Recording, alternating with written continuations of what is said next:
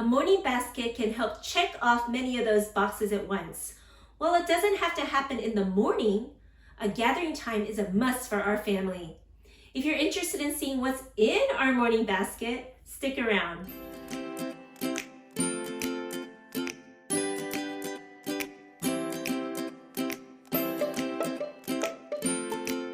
Welcome back, or welcome if you're new here.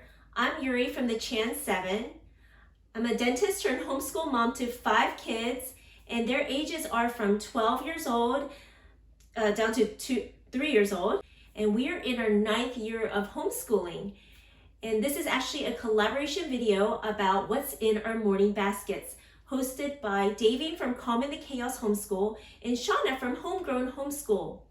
I really love their content on their channels. So if you haven't checked out their channels, make sure to head over there and give them some support. And of course, don't forget to check out the playlist on morning baskets. There are many of us who are sharing about what's in our morning baskets. The reason why we do these collaborations is to show that there really isn't just one way to homeschool. And it's great that we have this community where we can support one another and help each other out. And before I forget, I want to thank everyone for supporting our channel. We recently have surpassed 1,000 subscribers, and we are just so grateful. We didn't know where this journey on YouTube would take us, but we are just having so much fun with it. It is a lot of work, but it's so much fun. And I have a lot of content that I want to share with you guys. And our channel is mainly, about homeschooling, our hobbies and interests. My 3-year-old is at the door. Hi, Susanna. Oh, you coming? Okay. Okay. You want me to hold you, or you want to just stand there? You want me to hold you? So like I was saying, our channel is mainly about homeschooling, traveling, which is pretty much field trips for our family, our hobbies and interests, and our family read-alouds. And of course, there are a bunch of other things sprinkled in between. So if you haven't subscribed, we would love for y'all to join in our journey. We gather at the dining table for breakfast and for our morning time around 8:30. And in order to get myself a little more time, I was initially trying to have our kids watch World Watch News before we would gather together. Did you want to go? Okay, and hold on, she wants to go. Okay. World Watch News is a lot of fun and takes just about 10 minutes. It shares snippets of news from around the world without a political bias, however, with a Christian worldview, which we think is actually great. We really enjoy watching World Watch News, but it wasn't a great idea to start the morning with it because our youngest one would have a fit because she would be reminded of watching her own shows and wanted to watch them instead. Since then, we have moved watching World Watch News to the afternoon, but unfortunately, we don't watch it every single day, but we try to.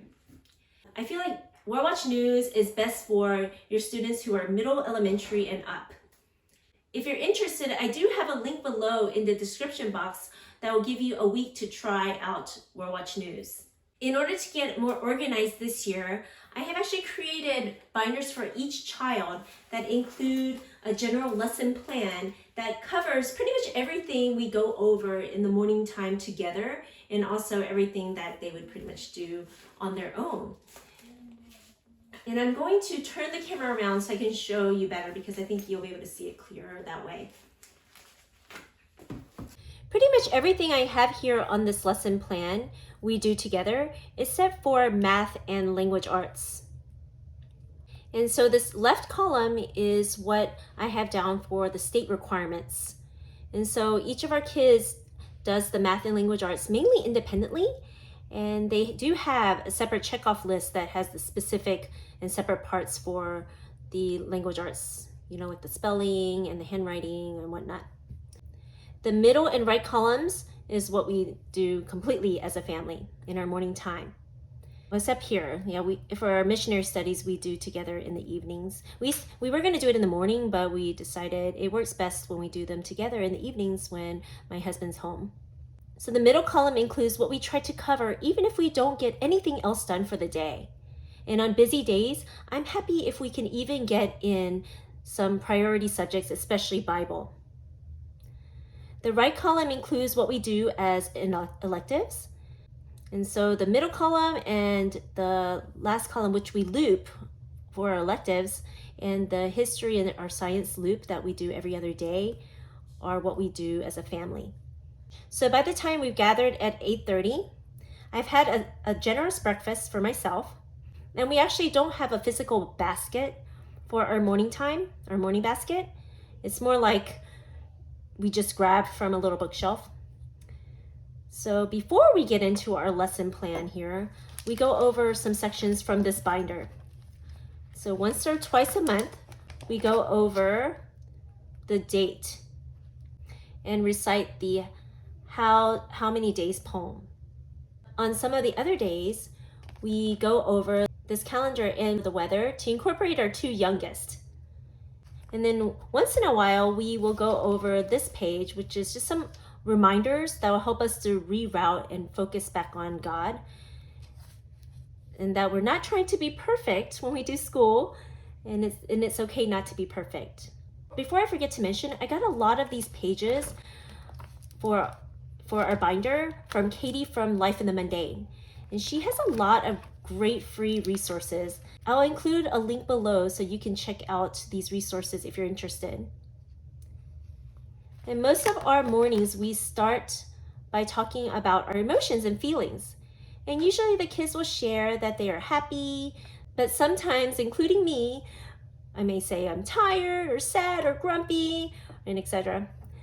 And so after we talk about how we feel, we point out that even though the world may tell us we should be feeling a certain way, the truth is that we are loved.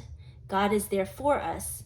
That it's okay to even feel sad, angry, worried, scared, embarrassed, and so on.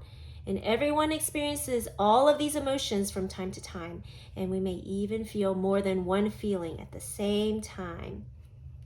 Next, we continue in our binders by either going over the Lord's Prayer, and these are also from Katie's website, the 10 Commandments, or the Apostles' Creed. And I have this resource here. We haven't used it very much, but once in a while, we'll go over this page, which was actually intended to be used as cards, and it'll help us to remind us of the elements of prayer. This prayer tool models the basic formula for praying using the acronym ACTS, A-C-T-S. So A for adoration, C for confession, T for thanksgiving, and S for supplication. And we have noticed that our prayers were heavy on supplication in asking God to give us this and that, help us with this and that. So it's good to be reminded that prayer starts with praising and thanking Jesus before we ask for anything. Next, we pray for the day as a family that God will give us a clear understanding of His Word and also the ability to glorify Him in everything we do, say, and think. And at this time, we also pray for any current prayer requests that may come up. And we also go over some memory verses, and we've been using the Simply Charlotte Mason system. And it's a great way to memorize and review not just your Bible verses, but for anything really. So there'll be a section that you memorize or review for daily, and then once you're good with that, you can move that into the next section, which is odd, and then you keep moving it back. So then the odd days of the month, and then to the even days of the month. And then you have the days of the week, Sunday through Saturday, and then specific days of the month, like September 1st through September 30th. You can get all of these tabs from the website, and also the first memory verse pack is free. So I'll have that link down below in the description box. Now, after we go over those memory verses, we continue in our binders.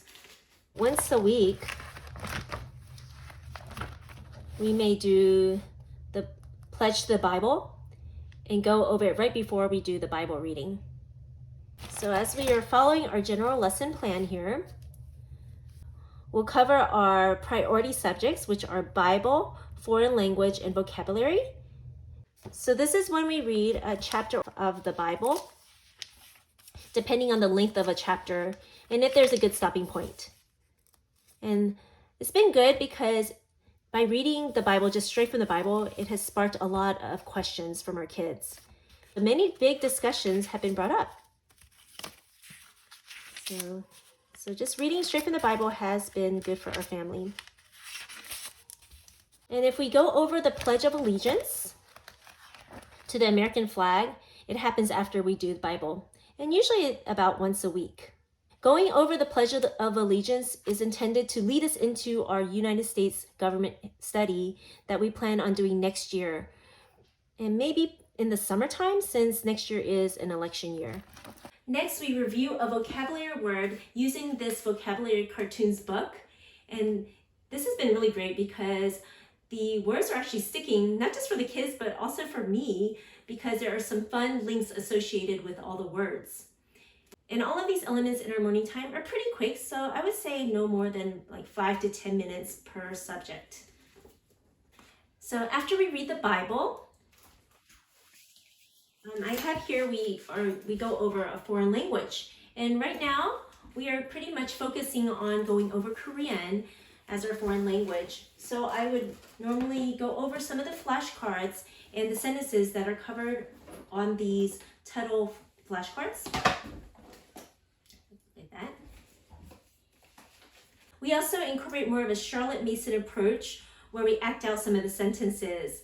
For instance, say that I have an apple, so I would say in Korean, I pick an apple, I wash an apple, I cut the apple, and I eat the apple. So far that has been working out pretty well. The next set of morning time subjects follows a weekly loop, which we call electives. And so on Mondays, we go over our U.S. geography. So we're trying to learn the states and capitals, and what we do is we pretty much use our Mr. T, which they're just basically golf tees. And we take Mr. T, and he is traveling around the United States, and we just kind of go over them and try to memorize them. As well as what we try to use this fun resource that I found on Amazon called Sacramento.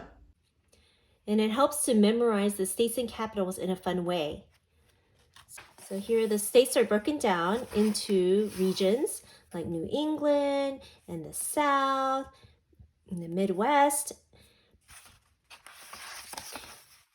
And each state presents a fun little story to help snap a picture in memory to help retain the names of the states and capitals.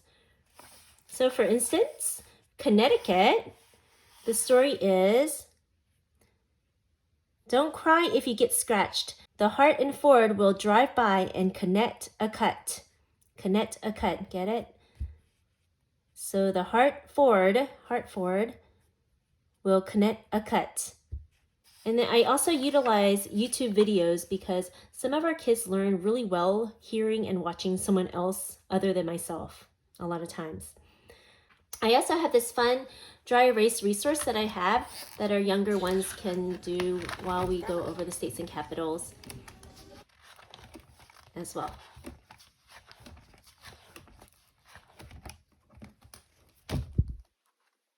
And in the evenings, we have been doing a missionary study as a family. And so we have been using this Torchlighters activity book and also Not Grasses to Every Nation. Every time we cover a new country of where the missionaries have ministered and served in, we try to study it better. And what we'll do is we take these passports that I have for each child, and for our younger children, our younger two, all they have to do is find the sticker of the flag of that country and then put it on their passport. And they have been just stamping their page instead of writing. So the older kids have been including a flag sticker, and then including some fun details about that country. For instance, the capital of the country and the language they spoke, the kind of money that they use, the religion that is predominant in that country. Our oldest daughter, she also included the national animal. She wanted to include the missionary that we studied for that particular country. So that's basically what our older three have been doing. For life skills, we have been using this activity book from the Thinking Tree. It wasn't exactly what I had expected, but some of the life skills have been fun to go over, so we're just kind of picking and choosing what we want to cover from this book. Some interesting topics that were covered in this book were about how to take care of your clothes depending on what they were made out of.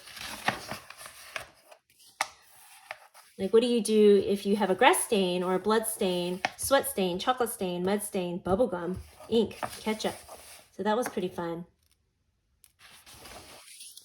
And there are no answers included in this journal, so you do have to do some research.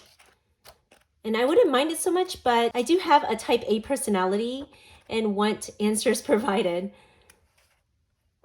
So my least favorite part, one of my least favorite ones, was trying to figure out the parts of a sewing machine, because the picture was a little confusing as to what it was actually pointing to and what part we were researching about. So we pretty much skipped that one. But we have been having fun going over topics like how to be a good friend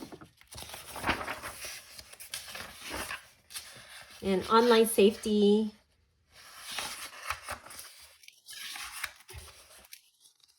We thought this was a little funny. How to make your bed.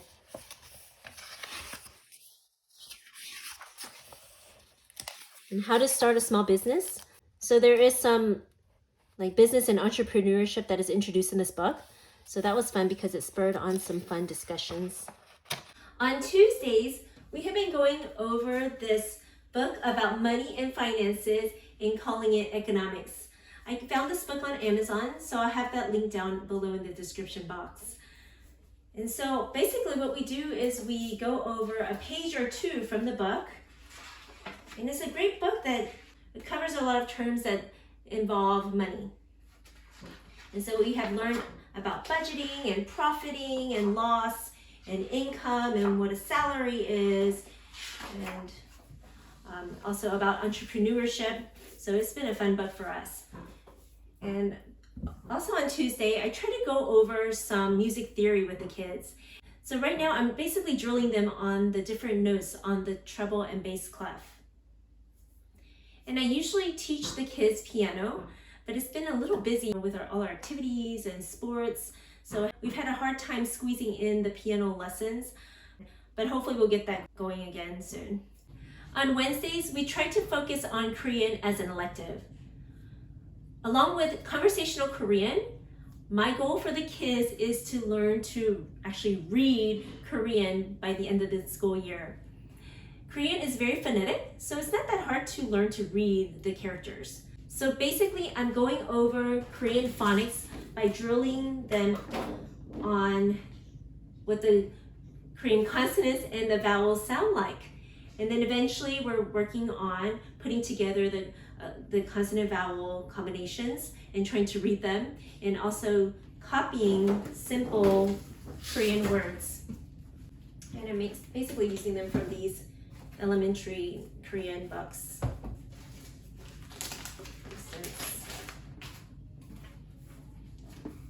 So I just have them trace the words, and also we try to say them together so that we can learn them. This one starts with the vowels. I'm pretty much piecing it together myself, so we'll see how it goes. I was hoping to get into Master Book's Beginning Spanish for Families, but we're gonna go ahead and focus on Korean before we jump into Spanish. We are finding that obviously there is just not enough time in the days, and also because the Master Book's Beginning Spanish for Families is a subscription, because of the busyness with life, we don't always get to those subscriptions. So we're gonna put a hold on the Spanish, but if we do get some Spanish in, I'm just utilizing some YouTube videos and also trying to use whatever Spanish that I know. On Thursdays, we are part of an afternoon co-op which is really great and has been wonderful, and it's pretty much in our neighborhood. So we don't really have time to do an elective. But on Fridays, we're supposed to do art, but it has pretty much become an artist study. So we are using this book, the Discovering Great Artists. So we're learning about the different artists in particular eras.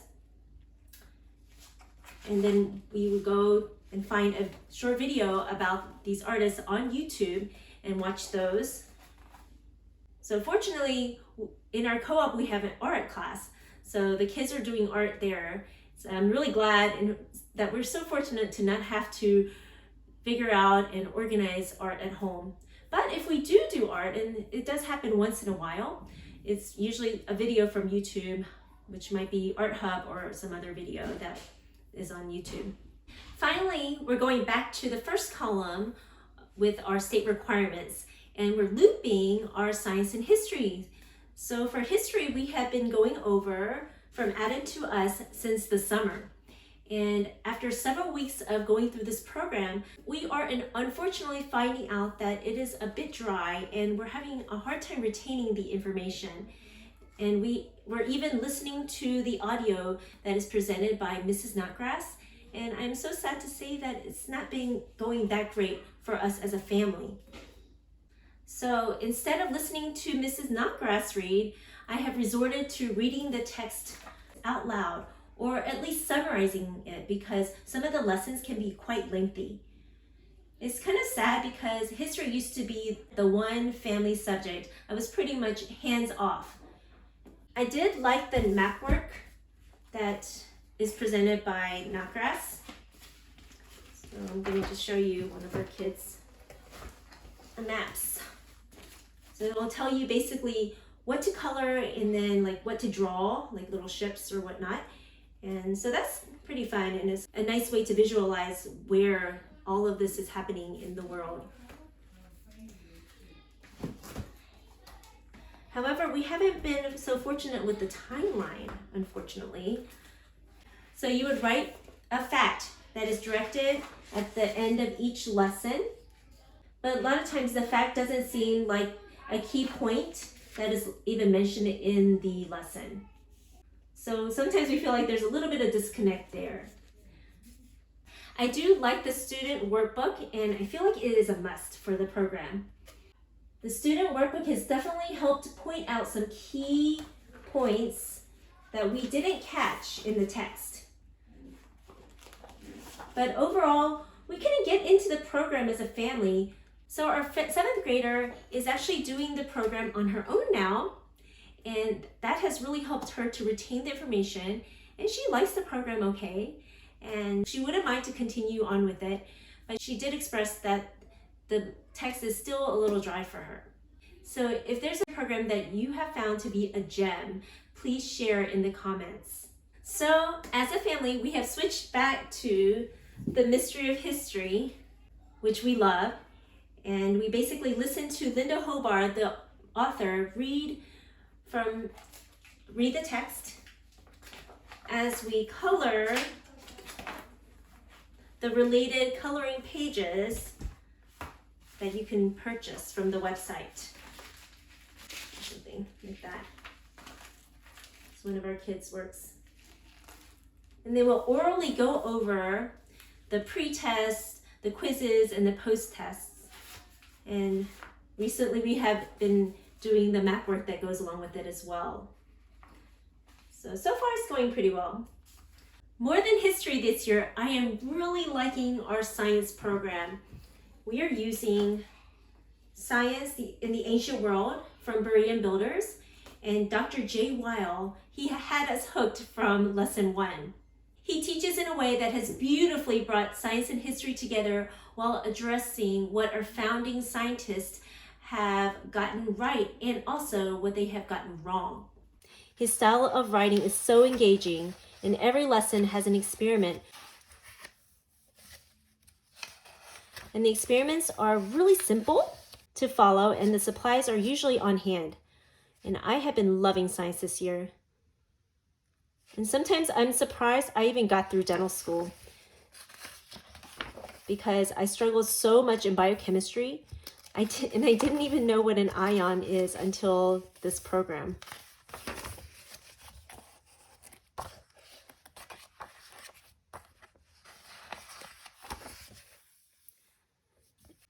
My father is a retired chemistry professor, and he would be appalled. And the experiment that went with this lesson was so spot on to helping you understand what an ion is. And I thought I loved the Good and the Beautiful science units, and I still do, but I am thinking the Berean Builders science, at least the science in the ancient world, is just fabulous. I can't say enough about how much I like it. I may actually try to do a separate video about how we're using the program. So down here, I have some electives that we may cover in the next semester, like poetry, Mad Libs, composer and hymn studies. And also we may cover the Good and the Beautiful safety unit, since we didn't get to that during the summer as I had intended and planned to do. And if we finish some of these electives up here, we can go ahead and start some of these. But we'll see how the year flows, and if we get to them, we get to them. If we don't, no big deal. But if we do get to some of those electives, we'll probably go over some poetry from Sing a Song of Seasons. It has some really beautiful poetry, and the pictures are really pretty. And also I have this Evan Moore resource, and we did a higher grade one last year, and we really enjoyed that. So we might do this one if we do get to poetry. And here's some resources that we have for our composer study. And we had started it in the past, but we never got through it. So if we do pick it up, we will pick it up later this year. And here's the resource that we had for our hymn study that we had used in the past. And we didn't get through this one either, but we may pick it back up again too. Sometimes, you know, in the right season, what didn't work in the past might work later. So we may try it again. So that covers all of our lesson plan. So that pretty much sums up our morning basket. On a good day, it takes about an hour and a half to get through all that I want to get through. This year's morning basket looks a lot different from last year's morning basket, but I feel like it's going a lot smoother since we do have more of an organized system using the schedule that I made or the lesson plan that I made. Please comment on how your morning time together looks like, or whether you even do one at all. I can't expect all the kids to understand equally or to gain all that I want them to gain in our time together, especially from our youngest two who are 5 and 3 years old.